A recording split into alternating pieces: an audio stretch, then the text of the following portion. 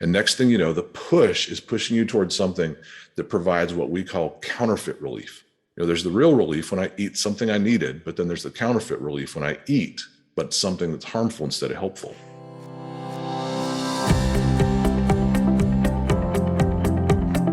Welcome to From Betrayal to Breakthrough. I'm Dr. Debbie Silber, and today's guest is Bob Hamp.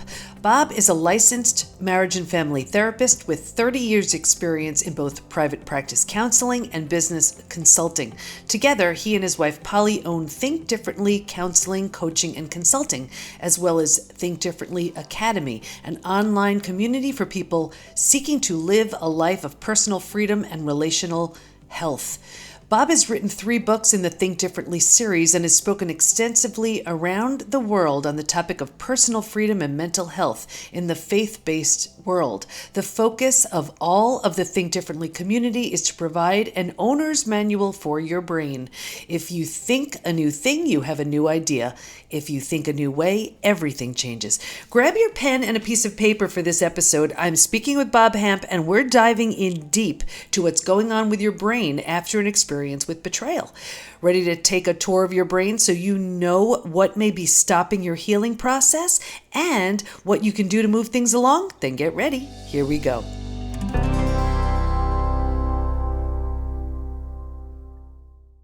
Okay, everybody, we are with Bob Hamp today. Wait till you hear this episode. He actually came into the PVT Institute to do a masterclass, and it was rated so highly because during that masterclass, he was talking about the dynamics of abuse, and our members got so much out of it. So we brought him back this time to the podcast so all of you can enjoy this conversation as well. Today, we're talking about the 4 levels of your brain when healing from betrayal. So we have a lot to cover. So welcome, Bob. Welcome back. Well, thank you. And thank you for having me back. It's really been great being connected to your community and to what you're doing for people. Thank you so much. So when it comes to the brain is so impacted when, Oh, my word. When we undergo any sort of trauma, and betrayal specifically. It's one of those traumas that really affects the body, the mind, the heart. It's in that one instant, that one earth-shattering moment. I say it creates a psychological earthquake when life is now compartmentalized into 2 camps, before it happened and after it happened. And there's a lot of healing we need to do. So give us an idea. Let's talk about those 4 levels, and we'll take it from there. So, I think the whole community of us that are healers have really benefited from the last several decades of work with the brain and the nervous system, and kind of a whole new way to understand trauma, and as a result, a whole new way to work with trauma. One of the things that we offer our clients, and regardless of their circumstance, and it's particularly helpful when they're dealing with trauma and specific kinds of trauma, one of the things that we'll do is we take them on what we call a tour of your brain, just so that they understand, we all have one, but we're not always told how to use our brain. People kind of assume that we just know how to learn, and we're going to learn and regurgitate the things we've learned, but we seldom tell people about the various resources that are camped right inside their own gray matter. So basically, the way that we look at it is and again, this can be familiar if people have read the book, The Body Keeps the Score, but also a number of other things that we put our own language and kind of our own practical steps to it, is there's the top half of the brain and the bottom half. And, when you're dealing with the bottom half, the way that we language that is we say the bottom half of your brain is designed to keep you not dead. But if you really want to be fully alive and live the kind of abundance and, vivacious life that you want, and that all of us want, we've got to understand how to recognize and get out of that bottom half of our brain, and what kind of things can be evidence that we're in the bottom half, but more importantly, what kind of steps we can take to get from the bottom to the top half of the brain. And so we've got the bottom half and the top half, and then we divide each of those halves in half, also giving us, as we said, the 4 levels of the brain. So I assume you probably do some work with the brain and the nervous system as well. For sure, because the nervous system is completely out of whack after an experience with betrayal. And how do we know? Let's start here. How do we know if our brain isn't functioning properly after an experience with betrayal? Like, how do we know something's off? Yeah, a lot of times we know that there's something off with us, things don't look the same, things don't feel the same. We feel limitations that we didn't have before. Sometimes even, things like brain fog. And so there's clearly something that we're dealing with that's, we recognize it's somewhere in our cognition, or even not just in cognition, but somewhere just in our sensory experience. But one of the things, and we look, first of all, when we look at the bottom half of the brain, one of the things we've discovered, and both my wife and I are continuing clinical practice along with our teaching and the other things that we do. One of the things we see all the time in our clinical practice is once we take people on this tour, many of them say, I don't think I even knew that I've lived most of my life in the bottom half of my brain. But when you start looking at like you're asking, the evidences of that. So obviously the first part, when the trauma happens, you've got that, what did you say, earthquake kind of moment. Psychological earthquake. Uh-huh. Yeah, we call it an injury to your nervous system. When that injury happens and there's like that imprint on your nervous system, the very bottom of the brain, your brainstem, we always tell people, grab the back of your neck, you're now holding your brainstem. And I describe that as the gatekeeper between the brain and the body. And a lot of people, again, don't know that the body talks to the brain more than the brain talks to the body, but there's this kind of ongoing conversation between the two. And when the body starts to tell you that there's a threat, which of course happens in that kind of tectonic shift that you're talking about, there's clearly a threat, not just a threat, but a real danger in this moment. The gatekeeper part of the brain, that brainstem right back there at the base of your skull, takes over. And when it's activated, the rest of the brain is separated from the body, and the brain stem just starts to do what it does. And as you and I would say, it only is supposed to be activated for about 20 to 40 minutes to get us through a perceived or an actual threat. But when you have the kind of trauma that betrayal brings, a lot of times the threat is 24 hours a day, 7 days a week, or the brainstem gets triggered in such a way that even if the threat's not ongoing, the brain can't recognize that. And so it ends up being switched on instead of 20 to 40 minutes.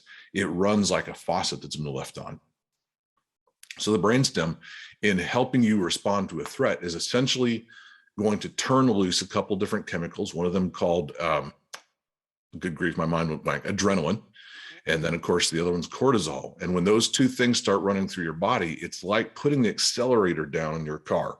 Right? You may be in neutral, but the engine's running at high RPMs because you're prepared. You're prepared and you're preparing to respond to this threat. Well, when that happens, you've got that threat going on and your brain is releasing those chemicals. The organs of your body, the muscles of your body, the nervous system in particular just gets on high alert. And everyone's familiar with this idea of fight, flight, and freeze. A lot of times we don't know that there's several other F's that get involved. The brainstem can really get us kind of effed up. And so what happens is there's not just fight, flight, and freeze preparing to respond to the threat, but there's also faint and fawn, where faint is you kind of like you go into the state of just you almost literally faint. Fawn is you start to kind of make the other person someone special and fawn over them in a way of kind of tending to your own anxiety by making them feel special. Very common when people have been abused and you've got kind of that power differential. And there's an evident power differential. Once somebody's been betrayed, they feel like they've lost all power. So fawn would not be an unusual one. Sometimes people later feel some shame about that. But then there's another one that sometimes people don't recognize as one of the F's of the brainstem. And that's, and by the way, this is one that I particularly have to watch out for. A lot of us in the helping profession find that there's a sixth F, and that sixth F is one called fix. Right. So we've got faint, fawn, and then some of us go into when the brainstem activates, it's what solution can I find? How can I do something about this? What steps can I take? How can I get the other person to join me in fixing this? And it's not just about strategy finding. It's about the anxiety that drives that strategy finding. So when the brainstem's triggered and the brain gets separated from the body, one or more of those six F's kicks in, and we find ourselves frenetically, let's throw in another F, right? We find ourselves frenetically trying to faint, fawn, fix, fight, flight, or freeze. And then we are without the ability in those moments to really think with clarity. We're without the ability to really problem solve. We're certainly without the ability to make meaningful connections to people or even to ourselves. A lot of people will dissociate or disconnect from their state. And so in that moment, it's important when you ask the question, how do people recognize that their brain isn't functioning? This is a tough one because it's kind of like the lens that we see everything else through. I want to just really paint this picture for everybody so they understand. When this stress response is ignited, it's really like, if you can imagine, your blood and oxygen go to your heart, lungs, and limbs so that you can, let's say, jump the curb to safety. There's a car coming at you, you jump the curb to safety. That's what it's designed for. And then, over time, it settles back down, you're okay. But when that stress response is ignited and not turned off, it's as if you're jumping the curb to safety 24/7. So this is why, one of the statistics we have for people who take the post-betrayal syndrome quiz, 45% of them have a digestive issue. So it's so common, and that could be Crohn's, IBS, diverticulitis, constipation, diarrhea. Well, think about it. If the blood and oxygen are going to your heart, lungs, and limbs, it is not available to digest your lunch, right? It's not a time for doing all those other things. So things get really, really affected. And it's so profound, because we're the only animal, right? All the other animals, they're in danger and they shake, right? They shake when they're done. I think Peter Levine does so much work with somatic body-based experiencing, it's showing how animals will shake to relieve that anxiety and that trauma, and we don't, and we just keep it going. And especially when we've got those kind of fight, flight, freeze kind of responses, we think we're going to fix something, but we don't recognize we're not just fixing something outside of us. Something's gone wrong inside. And not only is the blood and oxygen not available, but what is available and what's coming in excess is that cortisol and adrenaline. So the organs are taxed, the muscles are taxed. Like I've said before, like a car that's in high RPMs, and rather than just revving for a moment, it stays at that high RPM, and the body is just being worn out. So I know you guys do a lot of work with physical symptoms and illness and those kind of things. This part of the brainstem, once it's kicked in and is not being relieved in a natural way, can be an incredible stressor on all the systems of the body. Absolutely. So that's what's going on in the brainstem. Tell us what else is going on. Tell us another part of that brain. Yeah. So we're about to move up. And one of the things we teach our clients is that as you start to move up through these levels of the brain, if one level is satisfied, it allows you to move to the next level. When that level is satisfied, it allows you to move to the next level. And so the goal is to get people up into those top two parts of the brain where they can have the fullness of life that they want. And one of the things the brain stem needs in order to get to that next level is it needs to know it's not dying. Because it's panicking, saying your life is threatened. And of course, the bottom half of the brain doesn't know the difference between a physical threat, saber-toothed tiger, car coming at you, or an emotional threat. Somebody has just betrayed you, and the information or the image has just crossed your field of vision. And all of a sudden, the bottom falls out. And your brain doesn't know the difference between that and being shot by a 45 caliber pistol. Think about this. Everybody who's listening and watching, think of a trigger. A trigger, it's not happening in that moment, but tell that to your body, because your body is responding and reacting as if it's happening all over again. Yeah, your brainstem is doing its job because the trigger creates the perception of threat when you're completely safe in most cases. So here's what I tell people about how to get out of the brainstem. It seems so simple. And we all have a sense that oxygen is important, but I don't think we realize when I said a minute ago, the body speaks to the brain, in some cases more than the brain speaks to the body. I explained to people, I had my brainstem triggered in a very common way recently, and that was I was in a dentist chair, and the camera that they were using to take x-rays hit the back of my throat. Well, obviously, that's an existential threat, right, Debbie? And so I feel like my brainstem kicks in and says, you're going to die. But fortunately, I've been in a few dentist chairs, and I've had a few times where my gag reflex gets triggered, and I know enough to know I'm not going to die, but my brainstem doesn't know things. It just reacts to things. So the top half of my brain says, Bob, you're not going to die. But my lungs and my nasal cavity start to do this. Slow, deep breaths. Sends the powerful message to the brainstem that you're not dying. Listen, relationships may be coming to an end. Life may be changing radically, but you will not only live, you'll live to thrive another day. But your brainstem needs to know this. It needs to know in that moment, you're not dying. You're under stress, but you're fine. The oxygen literally communicates that message to the brainstem. And when we do that, we can move up to what we'll call the midbrain. The midbrain. I just want to stop you here, because this is why, everybody, when you hear just take a deep breath, and you've always heard that when you've been under stress, there's a reason. And it's just to just impact the brain and the nervous system right there. So, and think about it, when you're under stress, your breathing is just so shallow and quick. Yeah. And this is bringing you back to that deeper breathing. So the very reaction that the brainstem triggers, exactly as you said, really deprives us of the thing that we need the most, and that is the clear awareness that we are going to survive that moment and that hour. When the brainstem finally settles down, by default, we begin to move up into the next level of the brain, which for today's purposes, it's several different components, but for today's purpose, we'll call it the midbrain. It's kind of the passageway in between the bottom half and the potential to move into the top half of our brain, or what the Body Keeps the Score calls the upstairs brain, right? So the midbrain is also designed to keep you not dead. But the way it keeps you not dead is it makes sure that you satisfy the appetites that your body has. Make sure you eat food when your body's deprived, and make sure you drink something when you're thirsty. Make sure you sleep when you're tired. All of the physical drives of the body, the midbrain does two very important things. Number one, it provides a push. An appetite is a genuine feeling of urge or drive, and that drive is towards something that should satisfy an appetite. The second thing the midbrain does is it tells you the target of that push. And it tells you this: when you find that target, you will feel relief. And just like we've got the two chemicals the brainstem releases, the midbrain releases this incredibly lovely, terrible chemical called dopamine, right? Dopamine, the driver behind all addictions and compulsions. Dopamine gets released when we follow that drive to the object of that drive that the midbrain is telling us, if you get this, you'll be better, you'll be okay.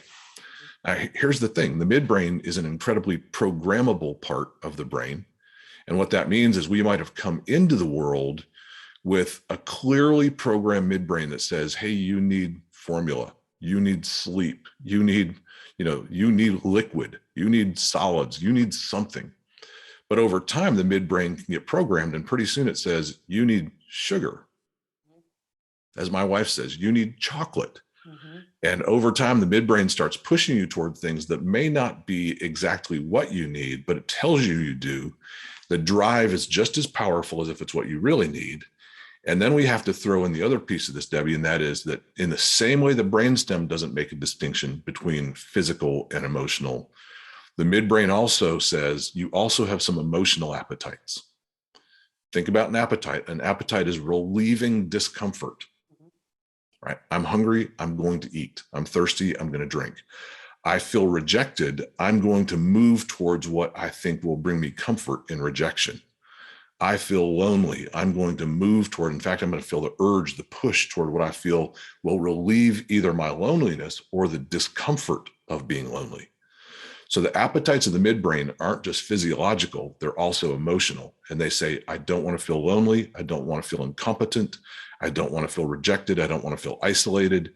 And as the midbrain is saying, I don't want to feel those things, it's going to either push you towards what you think will feed that appetite, or, and here's the tricky part, it's going to push you towards what might numb the feeling of those lack. So I lack connection. And the midbrain says, what would really help you is just a glass of wine would be super helpful. And if one glass of wine was helpful, what about a second, a third? And next thing you know, the push is pushing you towards something that provides what we call counterfeit relief. Mm-hmm. There's the real relief when I eat something I needed, but then there's the counterfeit relief when I eat, but something that's harmful instead of helpful. And then the stakes get bigger and bigger, so the amount gets higher and higher. So if you used to take one drink, it takes two. You used to take, one show, you're binge watching a whole series, on and on it goes. Yeah. And therein lies the trouble with dopamine is the roller coaster of pleasure, mm-hmm. right? So dopamine is a pleasure producer, pain number. And so it's an incredibly pleasurable thing to experience. It feels good and it takes away negative feelings.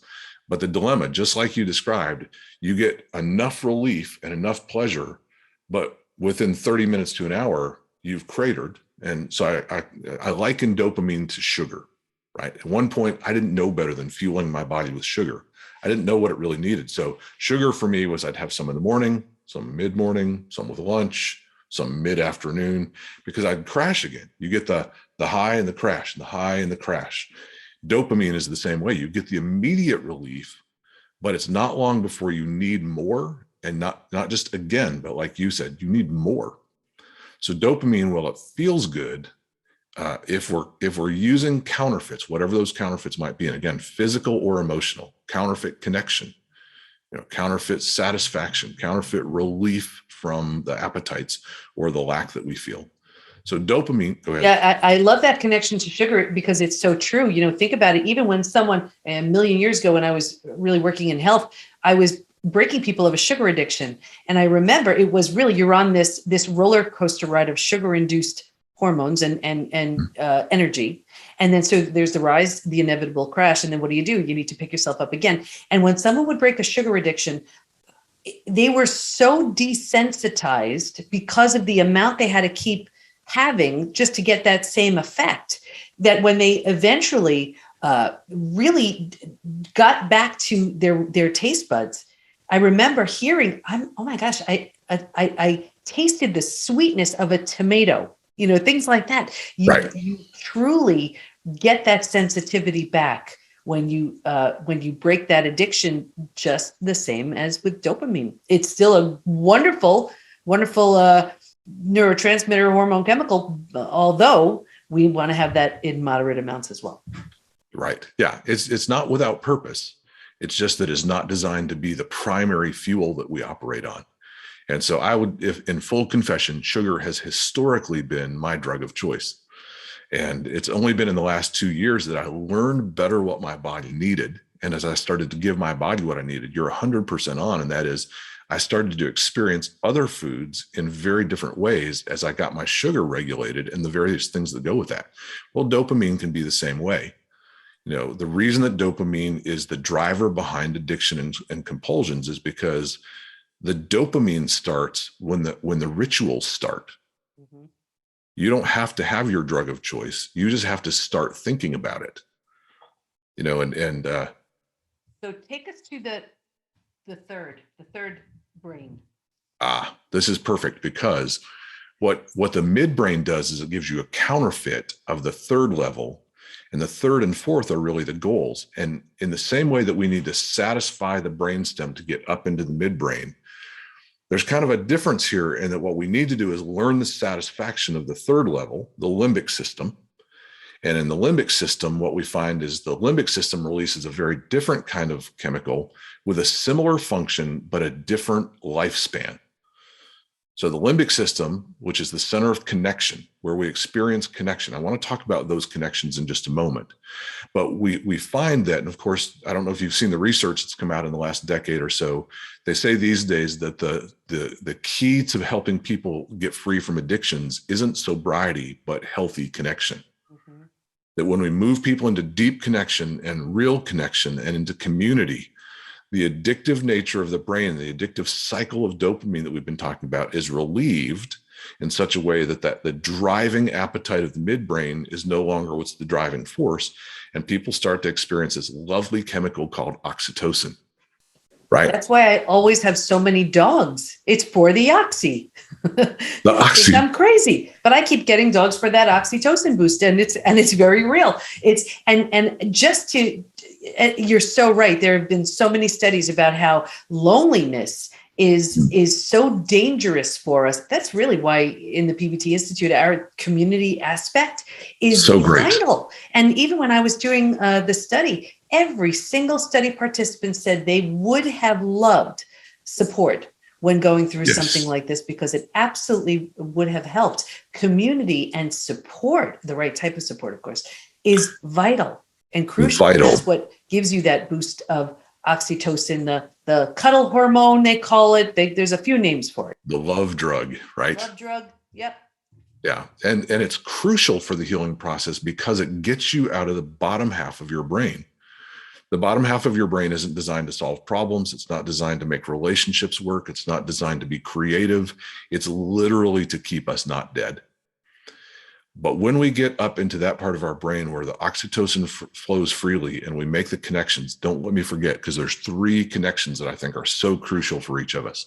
And every one of them, the circularity of connection is that oxytocin leads to connection and connection triggers the flow of oxytocin.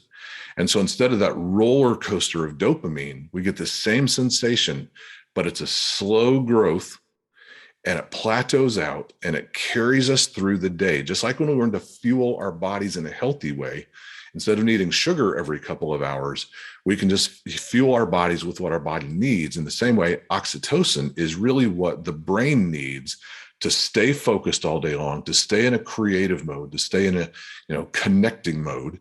And then those connections and creativity then foster the creation of oxytocin, which is why it can stay all day long and even into the evening, and it kind of like rest when you sleep and then pick right up the next morning when we live in healthy connection. So let's talk about those healthy connections, but go ahead. Yeah, and you feel so much steadier throughout that day. Throughout the day, it's not that rise and crash all day long, which is just physically, mentally, and emotionally exhausting. Yeah. And, one of the things that happens when people have been through betrayal, and everybody, of course, has a slightly different F in the brainstem, but when they move up into that midbrain, part of their midbrain is telling them, you've got to stay safe. That's the appetite they're trying to resolve. And so somewhere in there, they've got a strategy to stay safe. And in many cases, that strategy really doesn't create safety, but they continue to chase it because of the dopamine. And the tricky part is if you're not safe with your partner, but you hunger for the connection to your partner, we've got to figure out how to get people to turn loose the flow of oxytocin without yet taking the step of taking a risk with a partner who hasn't proven yet whether or not they're safe. I use some of the steps out of Beyond Boundaries by John Townsend to know when is it safe to go back into a relationship where there's been a betrayal. And he talks about has the right problem been solved in the right way? And, are you able to talk through the issues and resolve them to both persons' satisfaction? All the different things that they talk about to prove that the relationship is safe. But once it's safe, then the next question is, how do we then get up to that part of the brain? And here's the key thing. And people have a question about this all the time, but we'll just anticipate that and try to answer it. There are three connections that are crucial to continue the maintenance and flow of oxytocin. And they're, like we said, they're fed by it, but they also help produce oxytocin. And the first one that people miss all the time is you must first connect to yourself. Mm-hmm. Yep. Makes a ton of sense.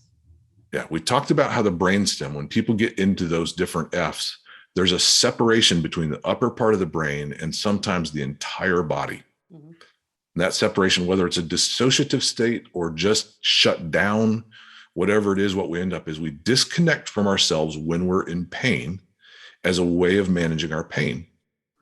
And a lot of people want to skip that step and say, I'm going to connect to a partner, a friend, we'll connect to some kind of transcendent reality, which we'll talk about that next. But we can't make any connections at all until we are first connected to ourselves. Mm-hmm. And that connection to self, that's the one that people have questions about. I'd love to hear your thoughts on it, because people say some people who've been so disconnected from self will say, I don't even know what that means. Yeah. First, what I would say is, as you're going through the different, we started with the brainstem and then the midbrain. And, I always talk about the 5 stages from betrayal to breakthrough. Midbrain, brainstem is absolutely stage 2, shock, trauma, D-Day, discovery day. Stage midbrain is absolutely stage 3. We found a way to survive our experience, and we think that's all there is. And when we get up to the limbic system a bit, here's where we're moving into stage 4, where transformation begins. We're understanding we can't undo our experience, but we control what we do with it. And one of the most important aspects of that is that connecting to self, but in a very different way. Yes. We have an opportunity to rebuild a version of ourselves that never would have had an opportunity to exist had that not happened. And in that connection, it's really a relearning. Who am I? What do I want? Who do I want to be? now that I've experienced this. Yeah. And it's it's so crucial. So it's so beautiful hearing you talk about this, because I'm relating them absolutely to the 5 stages. Yeah. And I love, so we've discovered that when we take people through this kind of just a roadmap to your brain, there are so many models that it fits, even like Maslow's hierarchy of needs. You can hear how your safety needs and your relational needs and all the way up to the self-actualization, which is actually going to be the top part of the brain that we'll talk about. But so many different models fit this because it is the brain. It is the organ that runs the show for us. And yet, like I said, we seldom get, a user's manual for our brain. We use it the way it was given to us. So this connection to self, a lot of people just don't even know what that means. They've been so disconnected from themselves. And usually what happens is they disconnect because of some kind of pain or discomfort. And it's important for people to know when you first reconnect, the first thing you'll experience is the reason you disconnected. So we disconnect because of pain. And when we reconnect, that pain is waiting for you there to say, hey, I still need something, because that's what pain is. Pain is telling us that we have a need. If we disconnected because of fear, that fear is still waiting for us. And so it's important that people know when you reconnect, it doesn't mean that that's going to swallow you up. It just means you're going to reconnect now with the tools that you've gotten from your counselor, from Dr. Silber's Institute, from all these places. You reconnect, and reconnection is literally just saying, what's happening inside of me? And I want to add to that, because this is the reason why a lot of people don't move out of stage 3. That is the most common place to get stuck, because we don't want to be uncomfortable. Yes. How many places do people not want to be uncomfortable? I mean, not me, of course. Like I'm. and think about it, that's exactly why we do this. So because we have to face it. We have to take a look at it. And this is all the stuff that we were avoiding by the numbing, avoiding, distracting, the food, the drugs, the alcohol, the work, the TV, whatever your method of choice was. Here's where we say, okay, it's still there when I stop those things, but it needs to be looked at so that it can be processed and released. Beautiful. Yeah. Glad you're bringing that up. Connect to self. Connection to Crucial. self. What's next? Number 2, connection to transcendent reality. Mm-hmm. Notice we haven't talked yet about connection to other people. That's the third connection. So many people want to jump right to that. So when we talk about connection to self, we've covered most of that, so much in that. And yet, connection to transcendent reality is things like for people with a spiritual path, some kind of connection to your creator or your higher power. For people who may not have that kind of spiritual path, it's a connection to say, I'm part of something bigger than just me. Otherwise, we don't have an anchor when we start to move into connection with other people. We connect to self and we say, okay, I'm somebody. But then we connect to transcendent reality to say, I'm somebody who's a part of something bigger than just me in my life. And I'll add to that too, because even in the study proved, it showed that there was a real move towards spirituality. Now, some people left their religion completely. They felt it didn't support them. Some moved towards the spiritual side of their religion. Some they weren't really practicing anything and moved towards spirituality. I found it so interesting. And it turned out there were really 2 reasons. One was that connection that you mentioned. And one was there was such a breach in trust. They couldn't trust the person who hurt them. They couldn't trust themselves. So they ventured, okay, well, at least I could trust in something other than me. So a power higher than myself. Exactly. And that's why that second connection is crucial before you jump into the third, which will become evident by now. But I want to just finish saying, that connection to transcendent reality gives us a context. We, in our work, we deal with a lot of people who their betrayal has been from their spiritual community. And so they're searching for, do I just bail completely on my spiritual life? Or do I continue to pursue some version of spirituality that doesn't leave me in the context that was the place where I was so badly betrayed? Number of people that were either specifically abused by a spiritual leader of some sort, or they were betrayed by their community when they went through abuse and or left a spouse that was abusive, and their spiritual community just pulls the chair out from under them. And so that becomes that secondary betrayal. They've been betrayed by their abuser, but then they're betrayed by what they hoped would be a support community. At some point, the return to the transcendent life that says, okay, because they betrayed me doesn't mean the universe, that God has betrayed me. It simply means that there's a group of people who didn't know how to handle your pain, or they themselves were abusive, or whatever it means. But that reconnection to transcendent reality is a huge part of making your life have meaning and safety. Mm-hmm. I'm with you on that one. Sure. And then third, the one that most people want to start with is, of course, making connections to safe people. You said something really important when you talked about helping people reconnect to yourself. You said that was stage 4?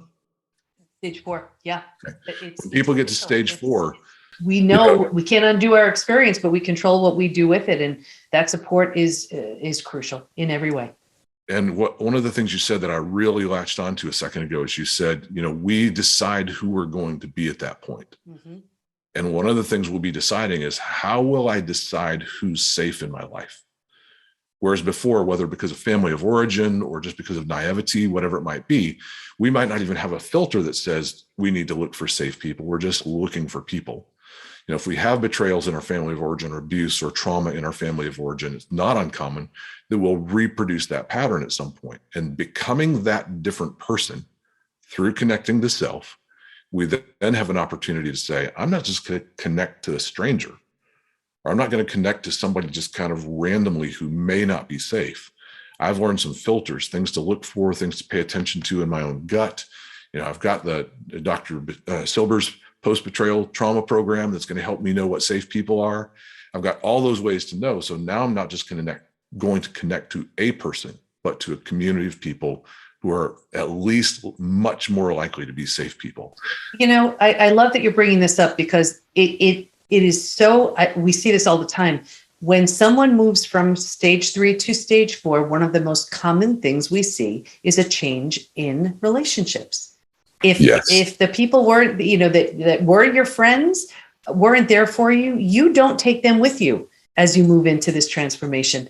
And, and I always use this example. It's like if you were to move to a new house, office, condo, apartment, whatever, your stuff isn't all there, but it's going to be okay. And you have that sense about, okay, here we go. We're starting something new. And if you were to move, you don't take everything with you. You don't take the things that don't represent who you want to be in this new space. So if those people don't represent who you're becoming now that you've connected with yourself and something bigger other than you just don't take them with you. You're on a very different track to very different relationships. So crucial. Mm-hmm. So crucial, because one of the things, I'm a family therapist by training, and one of the things we help people examine is really the patterns of their life that they've established based on the patterns from their early family experiences or early life experiences. And we don't just change what we do, we change the patterns of our life, the relationship patterns, communication patterns, and even then the type of people that we decide to connect to. Now, like I've said, wonderful stuff. I want to make sure we have time to get to number 4. Yes. So hear carefully. When you satisfy the brainstem, we can get to the midbrain. When the midbrain is satisfied with, instead of its counterfeits, but the real need, which is connection, that carries us up to that 3rd level. And I used to kind of wrestle with this one, but what I'm going to say is when the connection needs are met, we can now move to the neocortex. If the brainstem was grabbing the back of your neck, put your hand on your forehead, you're now holding your neocortex in your hand. You've moved from the most primitive part of your brain that's not designed to do anything but keep you not dead, to the part of your brain that's going to create the life that you dream of. It's the most sophisticated, most complex. It's designed to recognize patterns and solve problems and come up with brand new synthesis of ideas. It's really the center of complex awareness, and specifically complex awareness relative to your context. In other words, I'm not just aware of the room around me, but I'm aware of me in this room. How am I related to people? How am I related to objects? How am I related to processes? And so that would be the place where, if we want to talk about identity, knowing who we are, that's going to, not just the idea, but the reality of knowing who we are, being comfortable in your skin, means that we're able to function out of that highest level. So this is why it connects also to Maslow's hierarchy of needs, right? At this point, we can actually become the truest, most complex, and richest version of ourself. In the neocortex. And out of the 5 stages from betrayal to breakthrough, this is stage 5, everyone. I love that, by the way. It's so great. And like I say, we use a couple other models also that this particular roadmap of the brain helps people see it's hard to get to the latter stages of freedom and healing and restoration when you're still just trying to survive. And yet the bottom half of the brain needs some things. It's not as if your brain has betrayed you. You've got to satisfy the appetites of the bottom half of your brain to get to these places. And when you have that roadmap, one of the things we've discovered about this roadmap is it really helps people just let go of shame. Mm-hmm. People think I'm inadequate, I'm incompetent. Why am I so bad at relationships? Well, because the bottom half of your brain isn't designed to solve problems and have relationships. Let's satisfy the real needs of the bottom half. You can get up to the limbic system and form healthy connections. And in those healthy connections, you can find the truest version of you. So I'm going to tell you why I struggled with that. Do we have time for me to tell you? Go ahead. I struggled with that because I used to say, and still do, we should be able to be the truest version of ourselves no matter what the context is. And so why should we need connection to become who we are? And I started realizing none of us are an island. Whether it's like for me, the connection to my creator is a significant part of me being who I really am, but also my connection to myself. And so there really is a need to pass through the sustenance of healthy connection to both find and sustain my truest self, as it is with each of us. And so I'm much more comfortable now saying when you satisfy the connection needs, we can really become the truest version of ourselves. And just for everybody listening and watching, you're going to like who you find. Yes. Oh. You're just going to clear some stuff up. You're going to really like who's there because this version of you is being created deliberately and intentionally. That's what happens with betrayal. Everything you don't like about yourself, that maybe you didn't have boundaries in place, whatever it was that was going on, you get to redefine and recreate all of it and do it in a way that is so intentional that you create someone you really want to spend time with. So it's a great thing.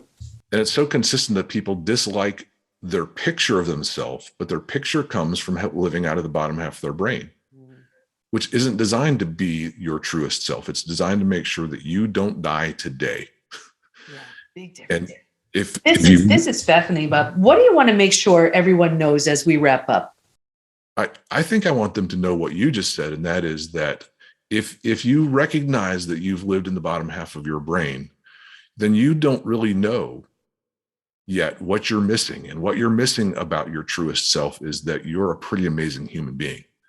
The brain's an incredibly complex organ, but the bottom half isn't designed for you to live the fullness of your life. It's designed to just make sure you survive to do that. And if you've lived out of the bottom half, you have a picture of yourself that's based on survival, not based on becoming.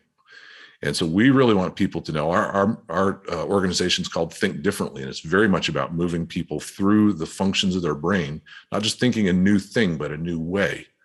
And that way that is the top half of your brain is really designed to be somebody amazing. You don't know that if you've been in the bottom half of your brain most of your life, but you are an amazing creature. I love this, Bob. I so enjoyed this conversation, a journey through the brain. And I'm fascinated by how beautifully this syncs with the 5 stages from betrayal to breakthrough. Stage 1 is before it happened. So really, when you look at from the moment of shock and trauma, you took us right through stages 2, 3, 4, and 5 through the different areas of the brain. So this was absolutely perfect. The synergy is just incredible. Where does everybody go to learn more about you and the great work you do?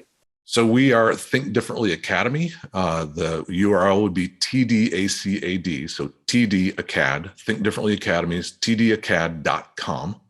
It's a subscription-based service, but there's also several free things. We've always said that several things will be free just because everybody needs to know the dynamics of abuse. Everybody needs to understand how to become who you are, and a couple other key things. We've got a teaching that my wife does on suicide. So for people who are, struggling with those kind of thoughts, that would be something we're never going to charge for. But so tdacad.com is all of our content and all of our community.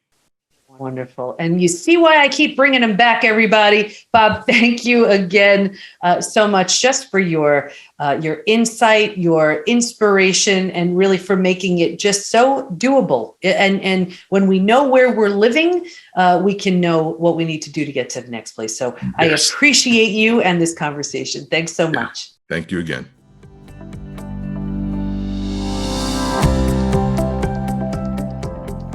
So many great insights. Stay in touch with Bob by going to tdacad.com, and we'll have all of his information in the show notes at thepbtinstitute.com/podcast. Here's my biggest takeaway. The 4 areas of the brain so perfectly correlate with the 5 stages from betrayal to breakthrough, starting with stage 2, the brainstem. Here's the gatekeeper, the reptilian brain that is responsible for fight, freeze, flight, flee, fix, and fawn. That's stage 2. The midbrain. Make sure you're surviving, doling out the dopamine for relief, whether it's real or counterfeit. That's stage 3. The limbic system, our center for connection to self, to something bigger than us, to others. Here we're connecting and facing our pain so that we can move through it. That's stage 4. Neocortex helps us create the life we dream of, where we learn something new to create something new, stage 5. When we live in the bottom half of our brain, stages 2 and 3, we're surviving. When we move towards the limbic and neocortex areas, we're becoming someone new, stages 4 and 5. How cool is that? Head over to thepbtinstitute.com and check out all of our resources, all designed to help you heal. Whether it's one of my books, our supplement lines specific to the symptoms of betrayal, our programs, support, and community, we have everything you need to help you heal once and for all. Thanks for listening. Can't wait to be with you next time, and here's to your breakthrough.